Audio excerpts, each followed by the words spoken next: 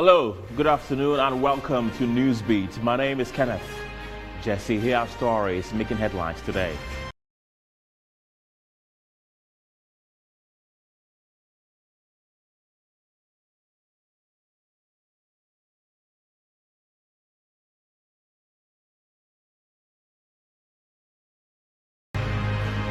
The Municipal Assembly embarks on massive demolition exercise in order to avert floods and also pave way for the construction of a dual carriage road in the municipality.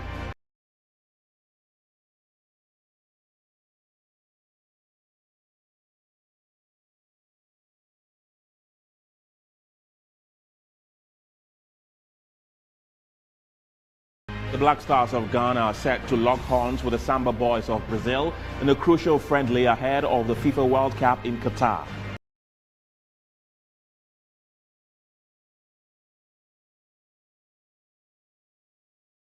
And coming up in business, Ghana Union of Traders Association calls on the Bank of Ghana to sustain its clampdown on individuals and entities engaged in the business of buying and selling forex exchange without a license from the Apex Bank.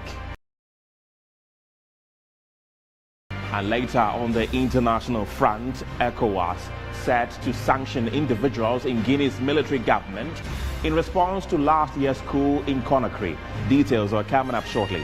Stay with us.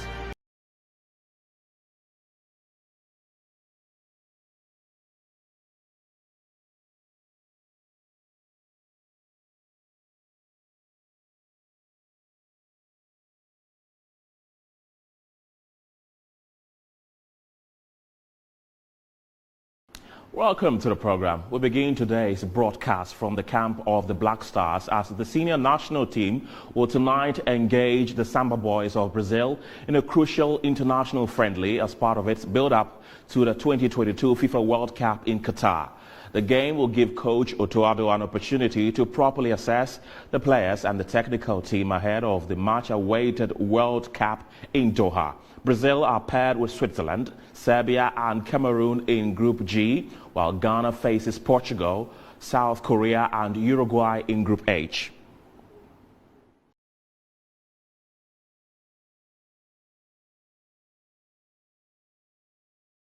You're welcome back to Newsbeat. Ahead of the Black Stars match against the Samba Boys of Brazil, I've been joined in the studio by my colleague who is a sports journalist here at Metro TV, Michael Kofi Odro, to talk about expectations for tonight. Michael, grateful to have you on the show this afternoon. My pleasure. Right. So what are you picking from the camp of the Black Stars? Well, for the camp of the Black Stars, everything seemed to be going right. This is one of the games that players added a lot of urgency in their response to the collapse, so that by Sunday evening we had over 80% of our players reporting to camp, and on Monday morning when the team had its first training session, there were just 2 players that were left out, and even those 2 players, it didn't take too long for them to join. The 2 players who came late were players who played on Sunday in the English Premier League. Daniel Amate, who plays for Leicester City, and also Southampton's Mohamed Salisu. They were the 2 that joined the camp late. So even the level of urgency that the players attached to the call-up tells you the approach to this game. So the information we're picking up from the camp of the Black Stars is that, yes, it's an international friendly, it's a dress rehearsal ahead of the World Cup, but we're not approaching it as such. A few minutes ago on Metro Sports, we spoke to the Director of Communications of the Ghana Football Association, who tells us that the technical team, the playing body, and everybody associated with the Black Stars is attaching a very high level of seriousness to this game. We're playing this game as if it's a World Cup game, and so we're from all indications, I think that we're ready. We have had the best of preparations within the very short time that the team has been in camp for this game against Brazil. Michael, let's talk about the players. Some of them are joining the team for the very first time. So most of them have actually not played together. How well do you think they'll perform having not played together, and they'll be doing so possibly tonight for the first time? Yes, these are professionals, and it's not just the Black Stars. Brazil have also handed call-ups to players that have not been a core of. You talk of Macias Cunha, He's not a debutant in the Brazilian team, but he's never had a major role in the team the few times that he's had call up to play under Tite. You talk of Real Madrid's young chap, Rodrigo, who is a debutant in the Seleções of Brazil. So it's not just going to be the Black Stars that would have to go through time trying to blend players that have been around for a while and those that are joining the team for the first time. And these are very high-level performing players. Mohamed Salisu in the English Premier League 2021-2022 season, at the end of the first round, had made the highest number of interceptions. Inaki Williams has played 6 seasons for Athletic Bilbao without missing a single game, and he's on road to extending the record to a 7th season. Stefan Ambrosius, Patrick Pfeiffer. I think that these are top guys, and in the national team, one of the challenges is that you don't have the luxury of time to put players together for a very long time ahead of tournament. Even for major tournaments, the longest time you have is 14 days to the start of the tournament. And so I think that having about 4 or 5 training sessions under Coach Otoado is enough time for him to blend the new players that are coming in and then the guys that have already been around. So I do not think that is a major problem for the team at all. Right, Michael, hang on. I'll be coming back to you shortly, but let's go to the streets of Accra and listen to what Ghanaians have to say ahead of this game. Ghana is set to meet Brazil in an international friendlies. But how do these football lovers predict the scorelines ahead of the actual game?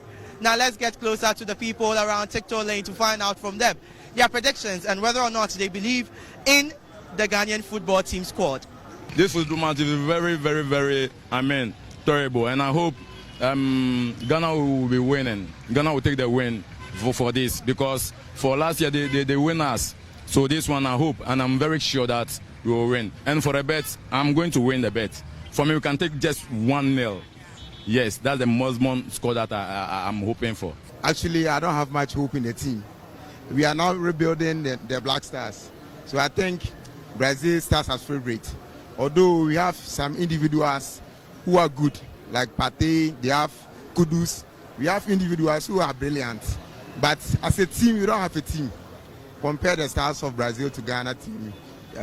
We are minus. So let's say Ghana is underdog. I'm mentioning too. Brazil get players, quality players. It's a player.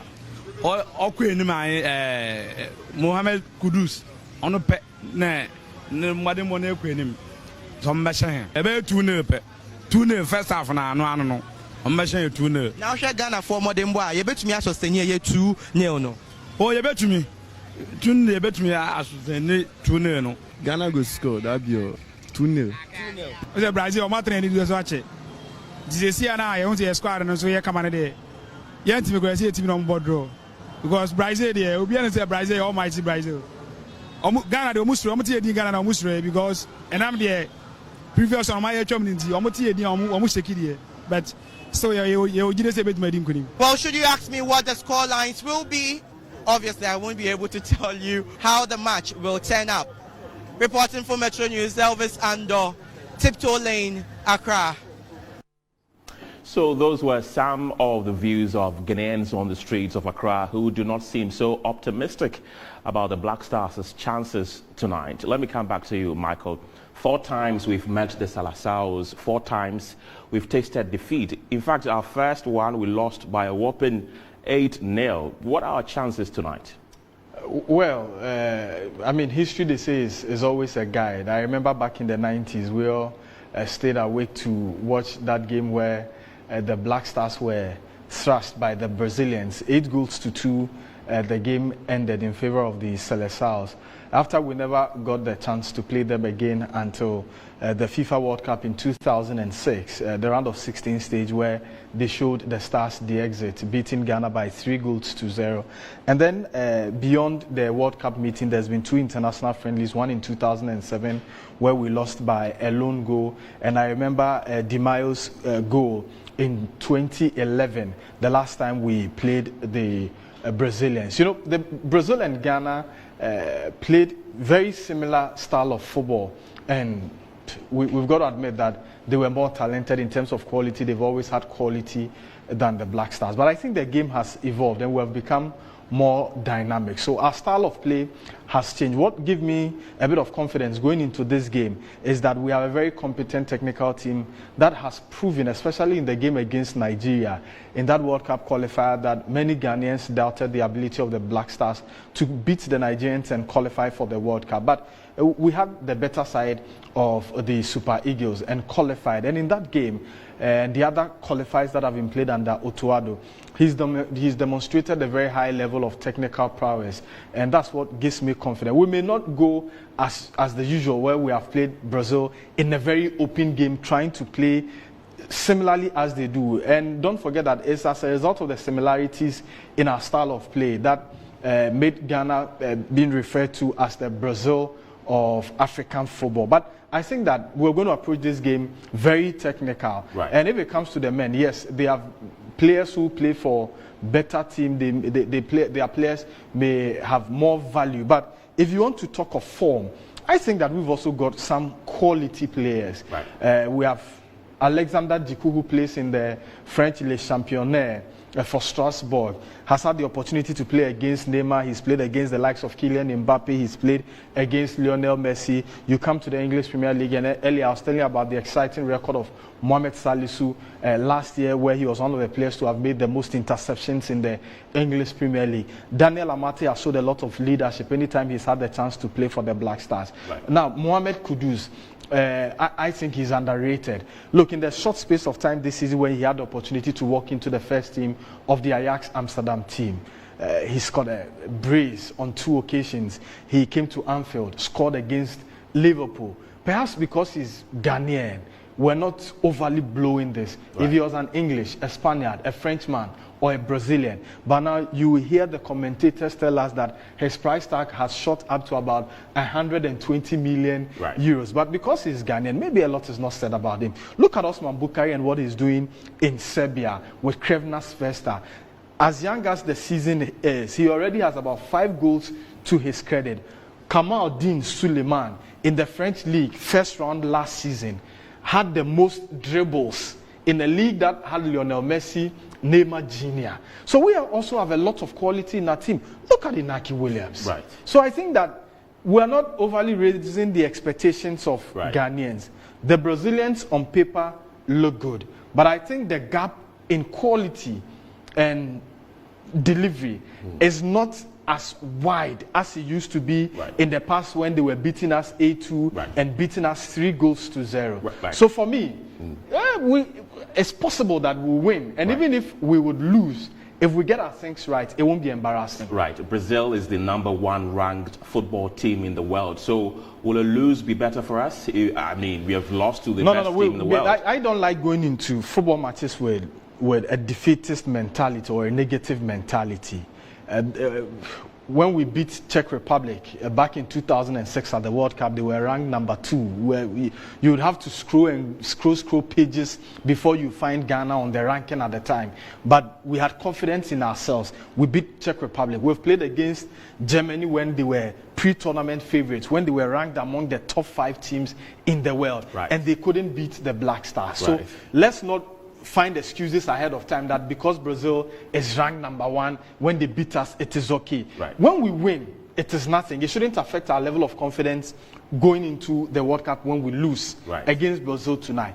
It's just, I'm sure this game is to give Coach Otuado a very good test ahead of the World Cup. And so it is dependent on the output of the players on the field. That is what should inform our analysis as to whether the team has done well or the team could play poorly yet win. I will not be excited at such a performance. Yes, we may have won, but if the team doesn't show signs of brilliance, of excelling at the World Cup, I won't be excited. And the team may not win, but would show great quality in the game. Indeed. And that will be a confident booster for me going into the World Cup. Indeed. So for me, the game would not necessarily be about a win or a lose. What we should guard against is an embarrassing defeat, because an embarrassing defeat will, to a very large extent, affect the confidence of even the technical team, the players, managers of the team, and at worst, the supporters who follow the team. So an embarrassing defeat No. But I think it should be more of the performance of the team going into today's game against Brazil, because it's going to be a game where I expect some new players to make the squad. Right. And Michael, I mean, ordinarily, you need lower level games for players to be gelling and all of that. But it's fortunate we're playing Brazil. Don't forget that we have Uruguay in our group for the World Cup. They play, they are also in the South American continent with Brazil. They play similarly to what the Brazilians do. And I think that it will be a good test for us ahead of the World Cup. Michael Odro, thank you very much for speaking to us this afternoon. Let's still stay on sports as the International Cricket Council's T20 World Cup trophy touched down in Accra last night at the Kotoka International Airport to begin a historic two-day tour of the country. The glittering silver trophy, accompanied by officials of the ICC, was welcomed by the Sports Minister, Mustafa Yusuf, Deputy Sports Minister, Evans Bobie Opoku, and Ghana Cricket Association President, Emmanuel Asare. This one is the ultimate in the game or sport of cricket. And we are very much privileged and also be happy that this thing is here with us. And it is, if I should also maybe recount, this is a rare opportunity. It has never happened in the annals of cricket. And we've been playing cricket in the country for over a century. So this tells you exactly where we are. And that is why we're taking this opportunity so seriously to make sure that we can capitalize on this one to see how our growth will be for Ghana. The presence of this trophy is to also create awareness about our objective of making sure that we promote cricket, the game of cricket, across the 16 regions of Ghana. Newsbeat returns shortly after this break. Stay tuned.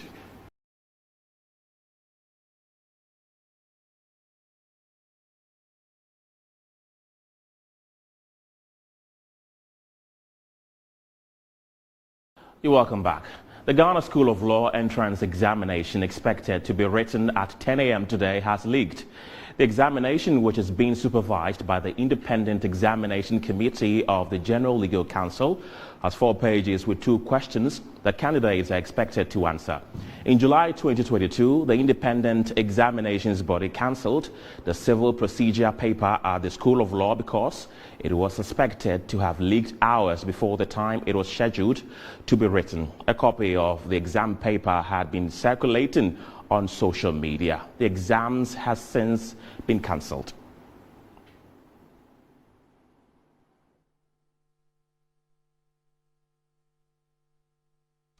In other stories today, trainees of the nation's Builders Corps have received 1 month's pay out of the 10 months owed them by government. This comes weeks after the trainees staged a series of pickets to express their displeasure. The first NABCO trainees had contracts that expired in October 2021, but the government asked them to stay until it could pay their overdue allowances.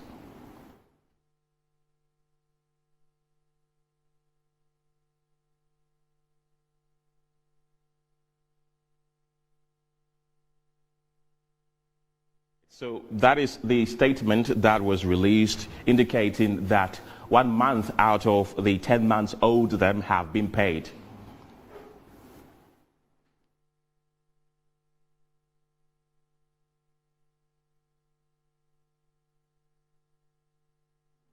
Right. Remember, the bulletin is also live on DSTV channel 277, live on Facebook at Metro TV Ghana, and on Twitter at Metro TV GH. Now, the Lejokuku Municipal Assembly has embarked on an operation to demolish illegal structures and properties erected on pipelines. The exercise is geared towards averting floods and also to pave way for the construction of a dual carriage road in the municipality.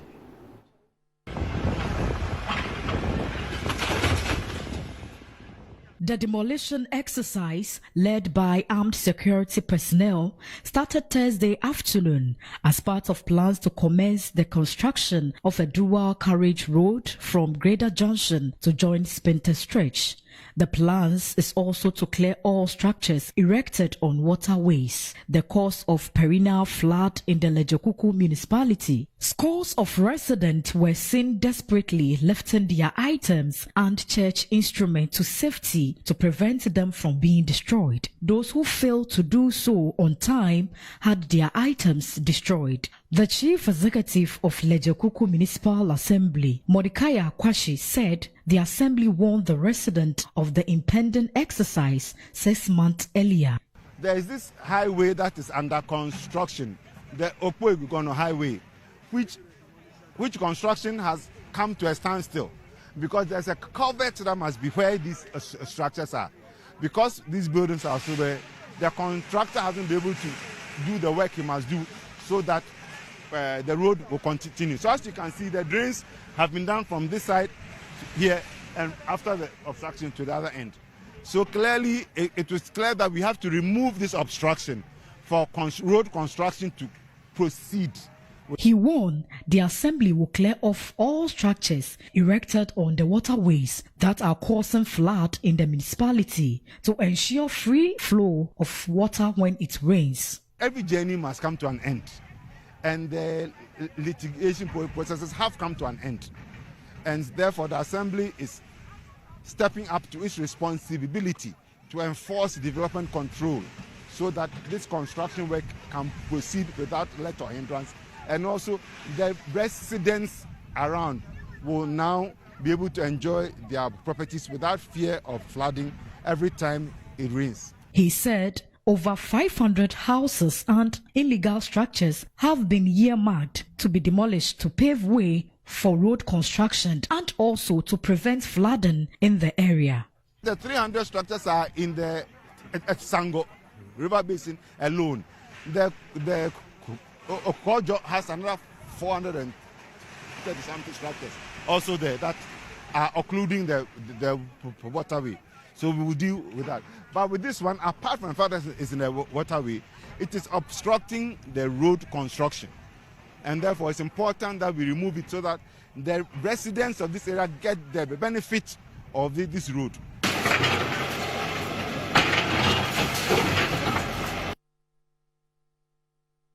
Let's now take you up north because residents living in and around the Tamale metropolis will have to brace themselves up for some periods of water shortage.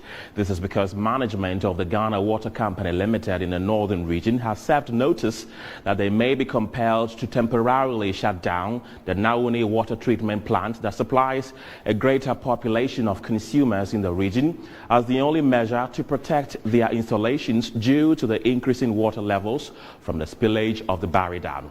The Nauni treatment plant is essentially the biggest water treatment plant in the northern region, which supplies water to Tamale, Sanarugu and Savalugu, Kumbungu and other catchment areas. Management has therefore advised customers to store and conserve enough water in order not to be affected in case of a shutdown.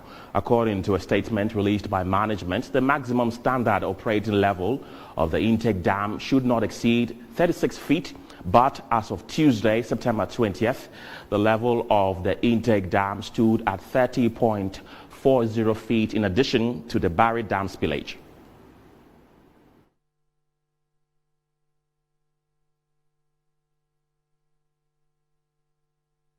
Right, so let's have a conversation on the back of this. And joining me via Zoom is the Northern Regional Communications Officer of the Ghana Water Company Limited, Nicholas Ni Abe. Thank you very much for joining me today, Mr. Ni. Now, is the shutdown the only solution to this spillage problem?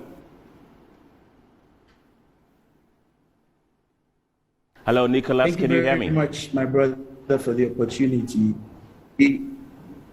Hello? Carry on. Hello? Nicholas, I can hear you. Hello? Kindly carry on. Hello, Nicholas, can you hear me? Thank you very much. Yes, I can hear you. Thank you very much. Back to your question, it has become very important for us to take this for two reasons. First of all, save lives and property. We have workers working at the intake, and it's important that we save the lives of these workers. And again, save the installations that we have on the river. And so, like you said, and like our statement points out clearly, it's important that we do the monitoring. And I can tell you that as at this afternoon, when we checked, it's about 33.30 feet. So it has even gone beyond the 30.40 feet, which was reported last Tuesday. It's now 33.30 feet as at today. And so that is the situation in which we find ourselves. Once we get to the 36 feet, the maximum 36 feet, we need to temporarily, and again, I emphasize, we need to temporarily shut down to protect the installation and then the lives of our workers on the plant. Although you have given prior notice, but how many people are likely to be affected by this? We're talking about close to about 700,000 population. But this same treatment plant is what serves, like you rightly mentioned, the people of Kumbungu, the people of Savlugu, parts of Tolon District Assembly, the Sanango District Assembly, the Greater Tamale Metropolitan Assembly, as well as communities along the Tamale-Kumasi stretch, the Tamale-Yendi stretch, the Tamale-Salaga stretch. Is this same water treatment facility that is serving all these areas? And so a greater number of the population in the Tamale metropolis and all the surrounding districts will be affected as well. Right. We know how hot the northern part of the country can be. How prepared are residents ahead of this imminent shutdown? Fortunately for us, that's why we've started the sensitization since the beginning of September. And it's all to get the message down to consumers and then to the public that we are gradually getting to that stage. And it's important that we inform them about the dangers ahead. As a result, if you watch carefully, our press release talks about storage. We are encouraging people to store enough water so that in the event or in the unlikelihood that we may have to shut down, it may not affect them that much. We pray and hope that we do not get to that situation. Right. But as a test now, the close monitoring we're doing, there's a likelihood that we may end up getting there. That aside, as a company, we've put in place some contingency measures, and some of them is to ensure that most of the hospitals and the second cycle institutions are able to fill their reservoirs and receptacles to the brim, so that in the event that we have to shut down temporarily, it may not affect operations. And so the sensitization and the contingency measures have all been put in place to make sure that the situation is well managed. Right. Nicholas Niabe, thank you very much for your time this afternoon. Away from that story, Member of Parliament for North Ton Samuel Akujoto Ablako says the issue of Aisha 1 is more delicate than Ghanaians think. According to him, the Galamsey Queen has collaborators in higher places who have granted her more identification documents that have aided her in her field. The woman is a gangster. We are not dealing with this matter as we should. You mean as a country? As a country. This matter should engage more attention, more seriousness, more commitment than it is receiving so far. Yeah.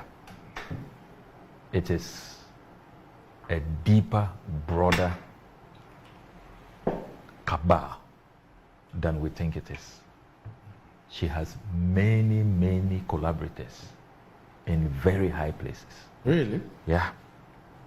Look, the documents and the information we have, it's mind-boggling. I don't know if you saw what we put out yesterday. Yeah, I think... Her multiple passports, multiple ID cards.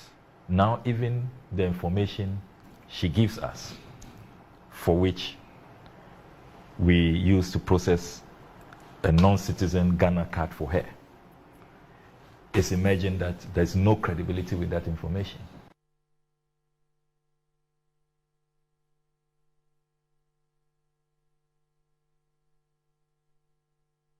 You're still watching Newsbeat here on Metro Television. We'll be back after this break.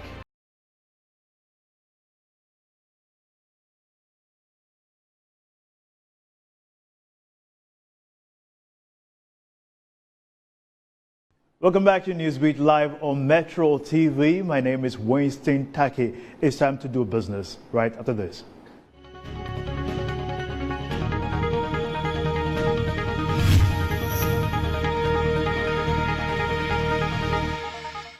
And now to a first business story. The Ghana Union of Traders Association is calling on the Bank of Ghana to sustain its clamp down on individuals and entities engaged in the business of buying and selling foreign exchange without a license from the Apex Bank. The association's president, Dr. Joseph Obin, says a continuous crackdown could see the cedi appreciate against the major foreign currencies.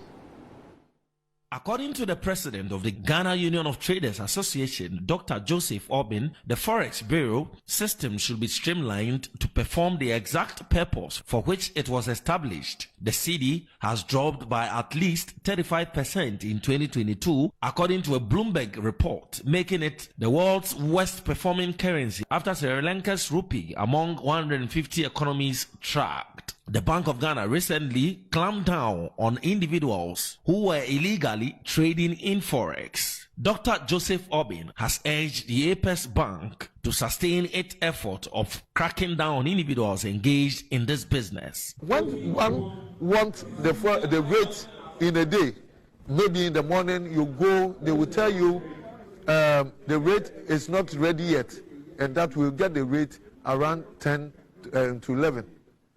Who communicates this rate and who determines this rate? Definitely it's not from Bank of Ghana. So it means that there's a cartel that goes on and strategize on how to take advantage of the system to the disadvantage of all of us. Dr. Joseph Obin, who has been re-elected as the president of GUTA, called for unity among the traders. We should all come together because this thing that we're doing because first and foremost of our businesses. It's not for our personal interest. And so there's no need for us to have any problems among ourselves. And in unity lies strength. The general prices of raw materials from the producer's perspective increased by 4.8% to hit 46.0% for August 2022. This was contained in the latest data from the Ghana Statistical Service. For the month of August 2022, producer price inflation stood at 46.0%. This indicates a rate of 4.8 percentage points higher than what was recorded for the month of July 2022, which stood at 41.2%. This literally means that from the producer's perspective, prices of goods and services on the average went up by 46.0% between the months of August 2021 and August 2022. From a monthly perspective, between the months of July 2022 and August 2022, producer price inflation stood at 4.0%, indicating that on the average, prices on goods and services from the producer's perspective went up by 4.0% between the month of July 2022 and August 2022. Measuring producer price inflation from a subsector perspective, on a year-on-year basis, manufacturing stood at 61.7%, followed by mining and quarrying 35.7%, and utilities 1.7%. From a monthly perspective, producer price inflation, mining and quarrying led by 9.1%, followed by manufacturing 3.7%, and utilities 0.4%. Ghana's quarterly gross domestic product showed an increase of 4.8% in the review of the second quarter. The report compiled by the Ghana Statistical Service showed that the manufacturing, crops, mining and quarrying, information and communication, as well as the education subsectors were the main drivers of the GDP for the second quarter. The head of the Statistical Service, Professor Samuel Kobene-Nim, stated that some sectors need to be given the more attention. So as you can see on your screen right now, the first quarter, that is the third quarter of 2021, we saw a GDP growth of 6.5%, including oil. In the fourth quarter of 2021, we were hovering around 7.0 That was when we saw the service sector was then leading. Consistently, we've seen the service sector lead until the second quarter of 2022. But in the first quarter of the year, we recorded a growth rate of 3.3%, which increased to 4.8%. This is the growth including oil. But let's look at the non-oil GDP growth that was recorded in the same period. That is from the third quarter of 2021. We were growing at 8.2%. In the fourth quarter of last year, that is 2021, we recorded a growth rate of 7.6%, which declined to 3.7%. The difference is what is critically needs to be examined, because when you assess the components, we realize the subsector investment in the construction, manufacturing sectors did not experience any growth. Therefore, their contribution to the general outlook or health of the economy was very minimal. We saw in the second quarter of this year, that was released recently, growth increasing to 6.2%. We are hoping that subsequently we will get to see more growth to the end of the year, in as much as the fact that we saw the cedi depreciation and inflation hovering. But we got information that the Bank of Ghana's monetary policy meeting, which was supposed to be on Monday, has been shifted to November 7th. And we hope that the figure that will be released will help minimize the rate of inflation and also subsequently the depreciation of the Ghana cedis. This will be all for business right here on Newsbeat. My name is Winston Taki. Sports is next after this break.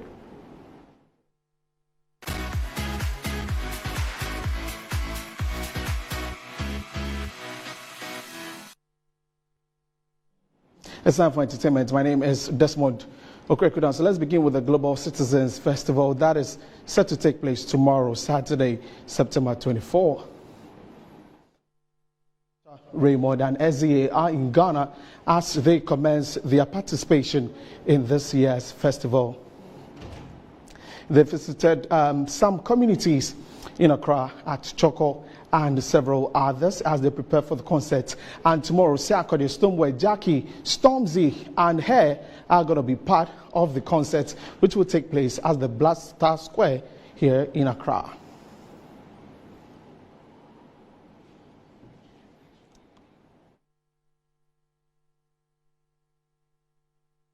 And so we'll follow through with that and bring you all the details. Now let's talk about Kitty, because he has a new EP out, and that is the 4-play EP. And the EP consists of 4 songs.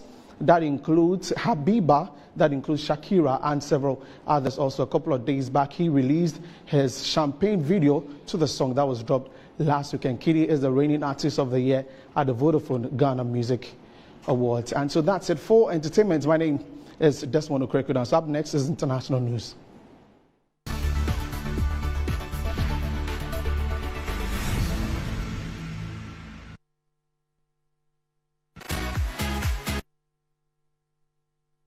Right, and international news is next. The economic community decided to sanction individuals in Guinea's military government in response to last year's coup in Conakry. They have agreed on gradual sanctions on a list of people linked to the Guinean junta who will be identified soon. Guinean leaders say they need 3 years to return the country to democracy, and they are unhappy with ECOWAS's demands for a faster transition. Japan will open its doors back up to foreign tourists after more than 2 years of closed borders due to the COVID-19 pandemic. From 11th October, tourists will be able to enter the country without a visa and will no longer need to go through a travel agency. This announcement comes at around the same time Taiwan and Hong Kong also relaxed entry rules for visitors. Israel will sell an advanced air defense system to the United Arab Emirates capable of defending the Gulf country against drone attacks, in a further sign of the growing alliance between the two countries. The UAE would be acquiring Israeli technology that would be able to prevent a repeat of the drone attacks that hit Abu Dhabi earlier this year. That's all for Newsbeat, but before we go, a look again at our top stories.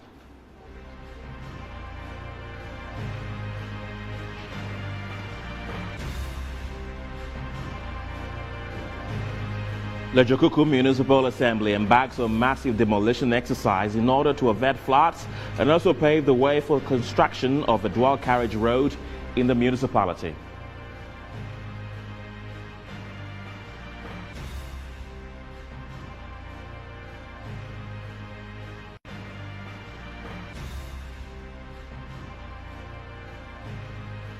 The Black Stars of Ghana are set to lock horns with the Samba Boys of Brazil in a crucial friendly match ahead of the FIFA World Cup in Qatar. We gauged the mood of Ghanaians ahead of the match. We also brought you the story of the Ghana Union of Traders Association calling on the Bank of Ghana to sustain its clampdown on individuals and entities engaged in the business of buying and selling foreign exchange without a license from the Apex Bank. And ECOWAS is also set to sanction individuals in Guinea's military government in response to last year's coup in Conakry.